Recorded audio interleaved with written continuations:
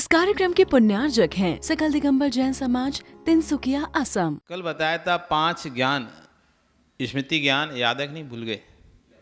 स्मृति ज्ञान, पृथ्वी ज्ञान, अनुमान, तर्क, अनुमान और आगम, ये 5 ज्ञान हैं। इनमें से अनुमान ज्ञान एक ऐसा ज्ञान है जिस ज्ञान से हम अगली भर को जान सकते हैं। अगली पर्याय को क्या होने वाली हमारी पर्याय, इस अनुमान ज्ञान से हम पता कर सकते हैं।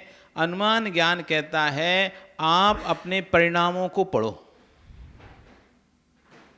आपके परिणाम कैसे हो रहे हैं, किस दिशा की ओर जा रहे हैं। धर्म कार्य, धार्मिक कार्यों में क्या आपके मायाचारी के परिणाम हो रहे हैं, छल कपट के परिणाम हो रहे हैं, मेरा ही नाम आगे रहे दूसरे का नाम आगे नहीं आना पाए, मैं ही आगे रहूं दूसरा आगे ना आने पाए, ऐसे परिणाम चल रहे हैं क्या? जैसे ही कोई आगे बढ़ता है, यदि हमारे मन में उसके प्रति ईर्ष्या पैदा होने लगती है, आपके अंदर अभी छल कपट के परिणाम चल रहे हैं। एनालिसिस करें, अपन अनुमान लगाएं, क्योंकि आचार्य वो ने कहा है, अगला कह रहे हैं माया त्रज्ञो नश्य। यदि आपको त्रिंच बनना है तो मायाचारी करनी पड़ेगी। जो जितनी अच्छे से मायाचारी करेगा वो उतना अच्छा वाला त्रिंच बनेगा, है?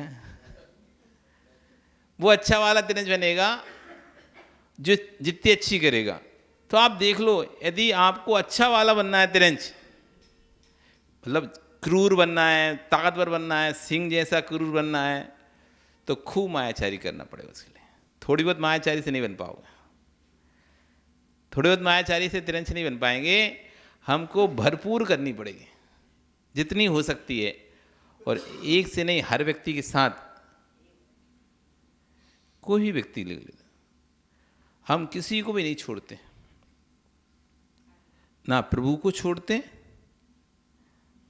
आप सोचते हो प्रभु से तो नहीं करते, हाँ करते हो, तुम भगवान से ही मायाचारी करते हो, खूब मायाचारी करते हो, सबसे ज्यादा उन्हीं के सामने झूठ बोलते हो। हे भगवान मेरे कर्मों का क्षय हो, हे भगवान मेरे कर्मों का क्षय हो। वो जब भगवान कहते हैं ठीक है, हम तुम्हारे कर्मों का क्षय करने के लिए जल्दी जल्दी कर्म भेज दे रहे, तो जल्दी अपने पड़ जाएंगे तुम, तो जल्दी क्षय हो जाए। फिर कहते हो भगवान सारे कर्म हमारे ही आने थे को दें। एक व्यक्ति रोज प्रतिदिन भगवान से कहता, हे प्रभु ऐसे जीवन से अच्छा है कि तू मुझे उठा ले, नहीं चाहिए ऐसा जीवन, दुख जीवन है, सड़ी गली पर्याय नहीं चाहिए, उठा ले। तो एक बार भगवान ने सुन ली। अब कहानी भगवान तो सुन लेते हैं, पदम जी आपके भगवान नहीं सुनते, पर ध्यान रखना। ना उन्होंने पृथ्वी बनाई, ना वे पृथ्वी चला रहे, ना वसुधा बनाई, ना वसुधा चला रहे, ना उन्होंने किसी को भेजा, ना वे किसी को बुला रहे। जो हमारे भगवान हैं वो ना कोई सी पृथ्वी बनाते हैं, ना किसी पृथ्वी को चलाते हैं, ना किसी को भेजते हैं, ना किसी को बुलाते हैं। ये बीतरागी है, ये बीतरागी है। बनाने का काम कुंभकार का है, बनाने का काम जो बनाए सो कुंभकार, घड़ा घट जो बनाता है, बनाने का काम बाड़ई का। प्रभु कोई कुंभकार नहीं है, कोई बाड़ई नहीं है जो सृष्टि की रचना करने के लिए बैठे। उन्हें और काम नहीं बचा था, बस यही बचा था एक, कि सब कुछ छोड़ छाड़ के बीतरागी होने के बाद अब बचा क्या कि सृष्टि की रचना करें। हाँ, भजन भी ऐसे गाओ जिसमें हमारा सिद्धांत छुपा हो। जैन आगम की जिस भजनों से पुष्टि होती हो वो भजन जैन आगम में गाना चाहिए, और जिन भजनों से जैन आगम का ह्रास हो जाए ऐसे भजन हमको नहीं गाना चाहिए। कहानियों के भगवान बोल सकते हैं, कहानियों को भगवान आ सकते हैं, लेकिन जैन दर्शन का भगवान नहीं आएगा। आगे भैया बोले चलो, कहाँ? तुम बोल रहे थे ना इस प्रयास से अच्छा कि भगवान उठा ले, उठा ले, तुम्हें आगे तुम्हें उठाने के लिए। तो व्यक्ति बोलता अरे हम तो ऐसे ही बोल रहे थे, हमें उठने कहीं नहीं जाना है, हमें तो यहीं रहना है। आदमी कहता भले मेरे कष्ट दूर करो, मेरे कष्ट दूर करो, हे प्रभु कुछ ऐसा करो कि मेरे कष्ट दूर हो जाएं, कुछ ऐसा उपाय करो। वो स्वरूप जी का बोलेगा भगवान से ऐसा कि मेरे कष्ट दूर हो जाएं? नहीं बोलते। बोलते हो क्या कि मेरे कष्ट दूर हो जाएं, संकट दूर हो जाएं? नहीं बोलते। बोलते हैं ना भगवान मेरे कष्ट दूर हो जाएं, बहुत परेशान हो गया हूँ, घर से बहुत परेशान हो गया हूँ, ऐसा वैसा बहुत भगवान पास जाके विनती अनुनय विनय कर रहे हैं। और भगवान ने क्या किया, महाराज जी भेज दिए नगर में कि लो किस किस को कष्ट दूर करना है बताओ। अब बताओ किस किस को, घर से कौन कौन दुखी है? अभी तो बोल रहे थे बहुत बहुत दुखी हैं घर से, ऐसे घर में तो रहने से अच्छा कि मर जाओ। आदमी कैसी बातें करते हैं, ऐसे घर में रहने से अच्छा है, घर में रोज किसी को तो लड़ाई झगड़ा होता है, इससे अच्छा है कि इस घर में रहें नहीं, मर जाएं, चले जाएं यहाँ से। अब आया है मौका आपको चाहने का। अब बताओ, अब कोई कहे भैया तुम इतने दिनों से मिन्नत कर रहे थे कि इस दुख से संकट से मुझे मुक्ति मिल जाए, अब दुख संकट से मुक्ति का मौका आ गया, अवसर आ गया, साधु संगत मिली है, इनके साथ हो लो, सारे कष्ट दुख संकट तुम्हारे दूर हो जाए। अरे नहीं नहीं नहीं, ऐसे दूर नहीं करना, ऐसे दूर नहीं करना। कहते कुछ हैं हम, चाहते कुछ हैं। कहते हैं कि मुझे संसार से उठा ले, मुझे घर में नहीं रहना, लेकिन चाहते हैं उसी संसार में उसी घर में रहना। लेकिन कहते हैं ऐसा है कि जैसे कि तुम बहुत ही ज्यादा वैराग को प्राप्त हो गए। तुमको पता है ना वो बोलेंगे नहीं, कुछ पित्ती प्रश्न करेंगे नहीं, इसलिए उनके सामने कुछ ही बोल दो, कुछ ही बोल दो। रोज भगवान के पास जाते हैं, हे भगवान मेरा कल्याण हो जाए, मेरा कल्याण हो जाए, मेरा कल्याण हो जाए। और जैसे ही कल्याण का मार्ग आता है, एक काम करो, अब आप रात्रि भोजन त्याग कर दो। आप रोज भगवान की भक्ति करके बोलते हो ना मेरा कल्याण हो जाए, आप अभक्ष त्याग कर, नहीं वो तो नहीं हो पाएगा। फिर आप भगवान के पास क्या हो? आप जाकर भगवान से क्या बोलते हो कि मेरा कल्याण हो जाए? और जब कल्याण का मार्ग सामने आता है तो आप अपना कदम पीछे खींच लेते हो। इसी का नाम तो मायाचारी हुई। चाहते हैं कल्याण करना, और जैसे ही कल्याण का अवसर सामने मिलता है तुरंत अपना पैर पीछे खींच लेते हैं। ये आपकी प्रभु से मायाचारी हुए। कहते हैं भगवान हम उत्कृष्ट फल आपके चरणों में चढ़ाते हैं। वो बाजार में जाते हैं, भैया वो कम छोटी छोटी वाली दो ना बादाम, बड़ी बादाम ज़्यादा नहीं चढ़ती ना कम चढ़ती हैं। फिर तुम एक काम करो, छोटी छांट लो उसमें से। वो कह रहा है ठीक है बोरा रखा है आप छांट लो। तो तुम्हें यदि बोरा दे दिया है कि इस बादाम छांटो, इसमें से कौन सी चाहिए? अच्छा बताओ, तुम बड़ी बड़ी समझोगे छोटी छोटी वाली छांटोगे? बादाम चाहिए आपको मंदिर में पूजा करने के लिए, तो आपको कौन सी वाली चाहिए, बड़ी के छोटी? कौन सी छांटोगे? बड़ी बड़ी वे तो 2-4 ही चढ़ेंगी, तो कम ही चढ़ेंगी, और छोटी ज़्यादा चढ़ जाएंगी क्योंकि पूजन तो तुम्हें ज़्यादा करनी होती है ना।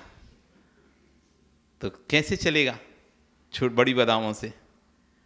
कहेंगे हे प्रभु आपके चरणों में चढ़ा रहे हैं हम उत्कृष्ट फल, उस मोक्ष फल को प्राप्त करना है, उस महान फल को प्राप्त करना है, उसलिए मैं आपके चरणों में उत्कृष्ट फल चढ़ाता हूं। वो चढ़ा रहे हैं कड़वी बादाम। हिमाचार्य नहीं हुई क्या? घर में तो साली धान चाहिए खाने के लिए, घर में तो बासमती चावल चाहिए खाने के लिए, लेकिन भगवान के लिए अलग से मंदिर के चावल लेके आना, मंदिर वाली लाना, ध्यान से बासमती मत उठा लाना। और उन कहते हैं, हे भगवान, मैं उत्कृष्ट धान आपके चरणों में चढ़ा रहा हूं। ये साली धान, साली सान तंदुल के पुष्प आपके चरणों में अर्पित कर रहा हूं। वो भी तुम लाए थे अगले सस्ते वाले। कहां मायाचारी नहीं कर रहे? क्या जैसा कहते हो वैसा करते हो? क्या जैसा तुम प्रभु के सामने बोल रहे हो, क्या वैसे भाव होते हैं क्या? जिन भावों से, जिन परिणामों से हम पूजा करते हैं, उन परिणामों से पूछो कि हमारी पूजा के भाव कुछ अलग हैं, हमारी पूजा की सामग्री कुछ अलग है, और हमारी पूजा की क्रिया कुछ अलग है। मनसा अन्यत्र है, हम वचसा अन्यत्र हैं, काया अन्यत्र है। कहते भले हैं सारे भगवान तीर्थंकर हैं, सारे भगवान पूजनीय, सारे भगवान पूजनीय, लेकिन किसी एक के राग में हम दूसरे भगवान को साइड कर देते हैं। हमें राग कोई एक प्रतिमा से है, तो शांति धारा में कोई दूसरी प्रतिमा उठाने वाला होगा तो हम धीरज से पहले वो उठा लाएंगे। हमें तो इसी की करानी ना, दूसरी कर देगा तो हमारा तो काम गड़बड़ हो जाएगा। तो धीरज से हम क्या करेंगे, फटाक से जाएंगे, कहीं वो वाली लाके ना रख दे, तो जरा फटक से गए, साइड से उठाई, बोलिए मुनि सुब्रतनाथ भगवान की जय, उठाई और रख ली। सामने वाला ये क्या हुआ अचानक? क्योंकि उसके मन में था वो नहीं रखना चाहिए, वो नहीं रखना चाहिए, हमें तो इसकी करना है, तो इसकी करना है। तुमको ये नहीं समझ आता कि तुम्हें बीतरागी अरहंत प्रभु की करना है या अपनी कसाय की शांति धारा करनी है। कहाँ नहीं करते मायाचारी? कौन सा ऐसा क्षेत्र बसता है जो हमारे मायाचारी से रहित होता हो? ना धर्म क्षेत्र है, ना कर्म क्षेत्र है। बैठे हैं मंदिर में, बैठे हैं मंदिर में, मंदिर की कुर्सी पर बैठे हैं, तब भी दिमाग में चल रहा है षड्यंत्र, कैसे इस वस्तु को मैं हड़पूं, कैसे वस्तु मेरी हो, कैसे स्थान मेरा हो, कैसे पद मेरा हो, कैसे बात मेरी मानी जाए। अपनी बात को मनाने के लिए हम बैठे बैठे तिकड़मबाजी लगाए रहते हैं दिमाग में। क्या बोलूं, कैसे बोलूं जिससे कि लोग मेरी बात मान जाएं। दिमाग में चलता है क्या बोलूं, कैसे बोलूं जिससे कि लोगों को उसकी बात पता चल जाए। हमें किसी की जब बात हमारे सामने इतनी हिम्मत नहीं रहती ना किसी के सामने बुराई करने की, तो हम फिर तिकड़मबाजी लगाते हैं दिमाग में, किससे बोलूं, किससे इसकी बुराई करूं जिससे बात उस तक पहुंच जाए। कैसे अपने दिमाग में सोचते हैं कि कैसे मैं सामने वाले को नीचे गिरा सकूं, कैसे खुद ऊंचे उठ सकूं। ये पूरा दिमाग चलता है कहां पर? प्रभु के पास बैठकर भी, गुरु के पास बैठकर भी। सोचते कुछ हैं, पूछते कुछ हैं, करते कुछ हैं। तब देखना ये मेरे परिणाम कहाँ जा रहे हैं। जब मैं देव शास्त्र गुरु को ही नहीं छोड़ रहा हूं, फिर अन्य की तो विसात ही क्या है। अब ये परिणाम मुझे मनुष्य नहीं बना पाएंगे। देव तो छोड़ो, देव तो बना ही नहीं रहे, मनुष्य भी नहीं बना पाएंगे। ये परिणाम आपको त्रियंच गति की ओर ही लेकर जाएंगे। जिस दिन ये बात दिमाग में सेट होने लगेगी ना, अनुमान ज्ञान आपको समझ में आने लगेगा, आपको अपने परिणाम पढ़ने में आ जाएंगे। बिल्कुल समझ में आता है। बस थोड़ा सा शांत दिमाग की बात है। ये घड़ी देख रहे हो आप, चल रही घड़ी, कोई आवाज़ आ रही है इसमें से? नहीं आ रही ना? कौन को आ रही आवाज़? हाथ तो उठाओ। नहीं आ रही ना? लेकिन आप रात को 12 बजे सुनने इसकी आवाज़, इसकी आवाज़ पता नहीं, रात को 12 बजे सुनना। जिस घड़ी में से तुम्हें लगी नहीं रही कोई आवाज भी आ रही हो सकती है, इस घड़ी में कोई आवाज भी है, तब आप सुनना इसकी आवाज कितनी तेज है। जब व्यक्ति शांत होता है, चित्त जैसी जिसका शांत होता है, तो वो सब बातें उसके दिमाग में दर्पण के समान ऐसी झलकती हैं, ये रही गलती, ये हो रही गलती, ये हो रही गलती, यहाँ मेरे द्वारा गलती हो रही, यहाँ गलती हो रही, बिल्कुल क्लियर उससे समझ आता है, अपनी गलती का बोध स्पष्ट होता है। आप किसी पर गुस्सा कर आए, उसके बाद आप थोड़ी देर बाद जब आपका गुस्सा शांत हो जाए, आप खुद ही अपने आप से आंसू गिराओगे, अरे यार मैंने फालतू गुस्सा किया, तो उसकी गलती नहीं थी, ये तो मेरी गलती थी। जब व्यक्ति शांत होता है तो उसे अपनी गलतियों का एहसास होता है। ऐसे शांत होकर आचरण कर रहे हैं, भगवान की प्रतिमा को निहारो, शांत होकर भगवान के सामने जाना, उनकी प्रतिमा को निहारना और उनके अज्ञा चक्र और विशुद्धि चक्र को देखना। ये भाल, अज्ञा चक्र, दोनों बाहों के बीच में विशुद्धि चक्र, इसको निहारो। जब भी कभी प्रतिमा के दर्शन करो, यहां पर ध्यान दो, एकाग्र करो अपनी दृष्टि को विशुद्धि चक्र पर, अज्ञा चक्र पर। जैसी दृष्टिपात करोगे, अच्छे से देखते रहना, आचरण में विश्वास रखना, एक ऐसी शक्ति का संचार होता है जिससे चित्त प्रसन्न हो जाता है। और चित्त में प्रसन्नता ही बुद्धि का विकास कराती है। जिसका चित्त प्रसन्न नहीं, उसकी बुद्धि भ्रष्ट होती है। इसमें शंका नहीं करना, प्रयास करो चित्त को प्रसन्न करने का। हंसने का नाम प्रसन्नता नहीं रखना, अट्टहास तो कसायिक भाव है, आह्लाद तनाव मुक्त जीवन है। जिसको बुद्धि का विकास चाहिए वे चित्त को प्रसन्न रखें, और चित्त को प्रसन्न वही रख सकते हैं जो शांत भाव से अपने परिणामों को निहारते हो। क्या चल रहा है, क्या घट रहा है मेरे साथ। जैसे एक व्यक्ति नदी के किनारे बैठ जाए, कभी नदी देखी, ब्रह्मपुत्र नदी गए क्या, तो वहां पर तट पर जाकर बैठ जाओ ब्रह्मपुत्र नदी के।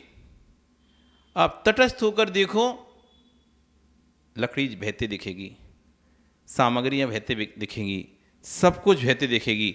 आप तटस्थ हो, आप सबको देख रहे हो कि क्या आ रहा है, क्या जा रहा है, क्या आ रहा है, क्या जा रहा है। ऐसी तटस्थ होकर अपने दिमाग में देखो कि मेरे अंदर कौन से विचार आ रहे हैं, कौन से जा रहे हैं, कौन से विचार आ रहे हैं, कौन से जा रहे हैं। कई बार आप लोग पूछते हैं सामयिक क्या है।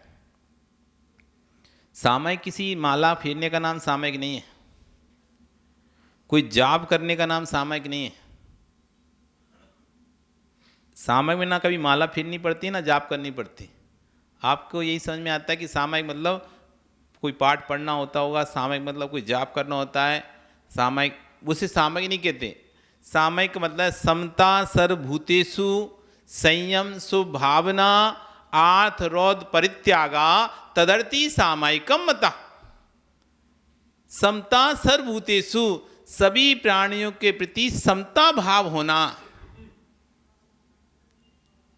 समता सर्वभूतेषु, संयम शुभ भावना, संयम की शुभ भावना का होना। आर्त रोध परित्यागा, आर्त ध्यान रोध ध्यान का त्याग हो जाना। तदर्थी सामयिकम मता, इसको आचार्य ने सामयिक कही है। यहां ना कोई माला है, ना पूजन है, ना पाठ है, ना कोई स्तुति है।